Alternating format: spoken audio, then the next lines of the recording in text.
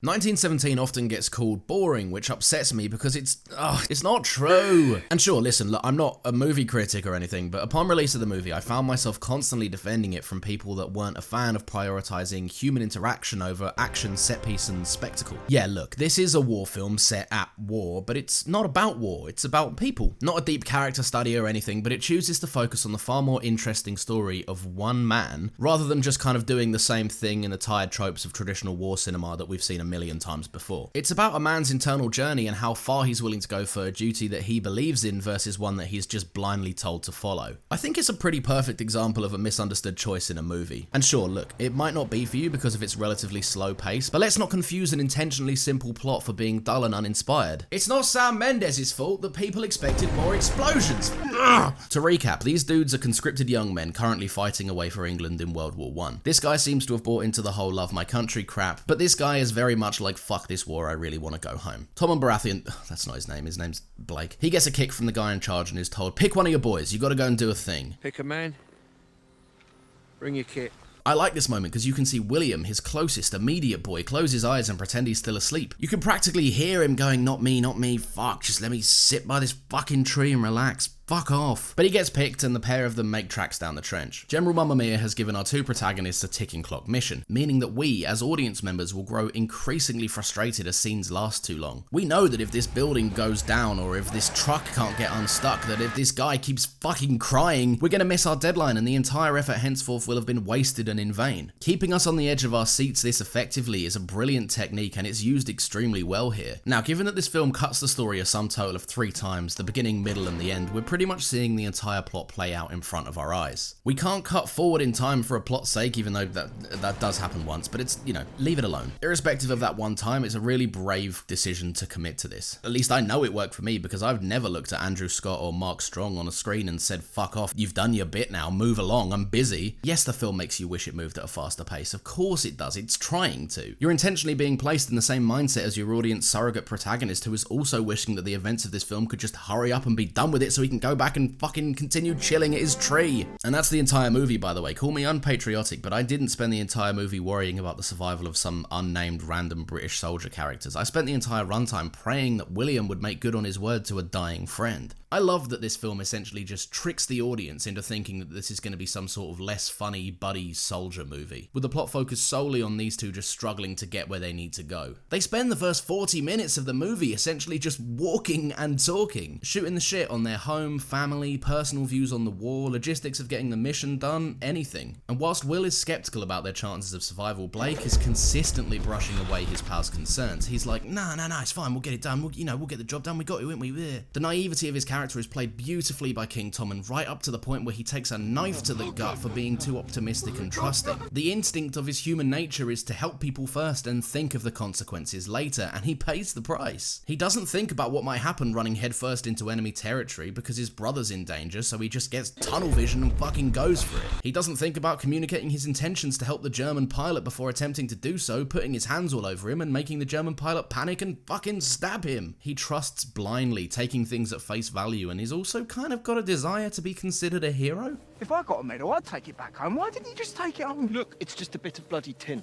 People have said that this character was like a typical London lad stereotype and nothing more, but he's the goddamn heart of this movie. This movie has the London stereotype. I mean, just fucking listen to this guy. You driver, how about you try to keep it on the bloody road for a change? Oh, piss off.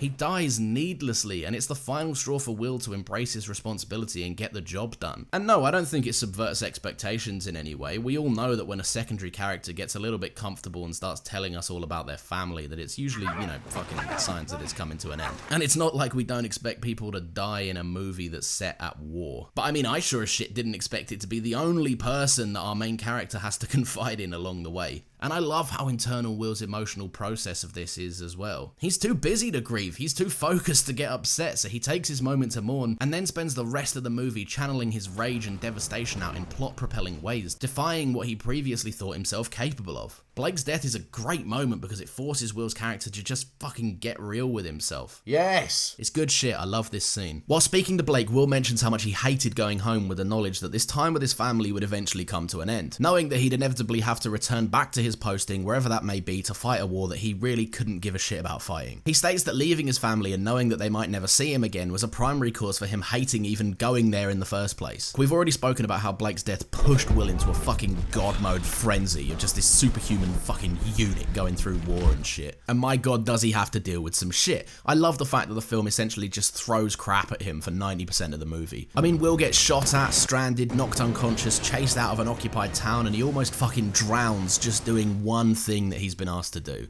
He gets approximately like 1 minute in this film to relax, and that's when he encounters a young French woman who offers him a place to hide while he can briefly catch his breath. The reveal at the end that Will has carried a photo of what we can only assume is his wife and daughter throughout this entire journey actually makes for a really interesting rewatch because of the parallel situation that he's kind of finding himself in right now. Literally the only moment that Will takes for himself, the only time he decides to act in his own self-interest as opposed to inhumanely push himself on the orders of a dying friend's last request, is when he finds himself in this echo of a position that he longs to return to for good, sharing company with a caring woman and a baby girl whom he looks after. Will is tense and super fucking shaken up and stuff until the exact moment that he hears a slight cry from a baby, at which point he does not waste a second to give up literally every resource in his possession to the pair of them. He's like fucking going through his bag and he's like, here's a can of food, here's some milk, you want fucking, I've got shitloads of milk, have this milk. The woman asks Will if he's got any children of his own, which Will clearly hears, but you can kind of see him just be like, I'm not going into this right now. And he continues to comfort the baby in her arms and warm her to his voice by reciting a poem titled The Jumblies. Now I looked this up. They went to sea in a sieve they did, in spite of all their friends could say, on a winter's morn on a stormy day. Now listen, again, I'm not an expert sailor, but the last time I checked, a sieve's literal purpose is to filter liquid through it, which is pretty useless to sail in, what with all the water you'll find in the fucking sea. The first poem that comes to his mind literally could not be more telling to his current predicament, foreshadowing the countless lives about to be needlessly lost from men who rush into battle completely unprepared for the inevitable defeat that they just seem so oblivious to. Like sailing in a fucking sieve with holes in it, which is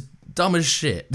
Will needs to be the friend that tells them, hey, this isn't gonna fucking work. At the very moment you'd expect Will to cave and give in to the familiar home comforts that he's wanted to just return to for so long, he stands up instilled with a new sense of duty, ignoring pleas from the young woman to stay with them. This time it's his choice to leave and he's finally serving a mission that he truly believes in, which is dope as fucking, it's cool. Something else this film kind of got hated on for was the anticlimactic nature of the ending. Will heroically pushes through this 300 yards of no man's land, you know, running through all the explosions and shit, and he finally gets to Colonel Mackenzie and presents him with the letter that was given to him by Colin Firth in the opening act. After a brief dick measuring contest with Benedict Cumberbatch, the whistle blows and the order is given for the troops to stand down, and we're just left focusing on Will as he takes in the moment. But the trouble is the moment feels kind of empty. It's kind of just, that happened. Anyway, what's next? We immediately see Mackenzie go back to work after telling Will to literally fuck off. Fuck off. And the only acknowledgement he receives for his actions are a pat on the back from Gavin and Stacey's very own Pete. The film's premise is done at this point. It's completely finished, the mission is done, the soldiers are safe, and the message has been delivered within the time frame. So why does the moment just feel so lackluster and like empty and boring, and where's the oomph? I literally wrote that, I wrote oomph. But here's the twist, and it's not really a twist or anything, but it really does speak to the film's true intention and the story that it was trying to tell. It feels like this at the minute because this is not the true ending of the movie, this is the ending of the setting and the premise. But the movie's been about the characters' relationships all the way through, not the war. It's never given a shit about saving the soldiers' lives and saving the 10,000 men or however many people it is. It's cared about the personal journey that he goes on. The film is telling the story of the mission that gets completed due to love and respect, rather than the one that he was just ordered on as another dispensable soldier in the British Army. Will goes off to the mess tent in hopes of finally finding Blake's brother, and Richard Madden stops by to remind everyone that he literally only needs 2 minutes to fucking deliver the performance of the movie. The encounter starts off a little tense, but Will passes over Blake's locket and requests permission to write to his mother, fulfilling his final promise to Blake from earlier. They leave it there and Blake's brother goes and says, you know, go find yourself some food or whatever. As Will starts to walk away, it is just, I'll admit it, at this point I was worried. I was like, where's the ending? Where's the big fanfare? Where's everything? Will turns around, opens up, and tells Blake's brother what an incredible man he was, how optimistic he was, and how many funny stories he always told. Richard Madden, playing the brother, just completely breaks down and has this amazing moment where the two lock hands.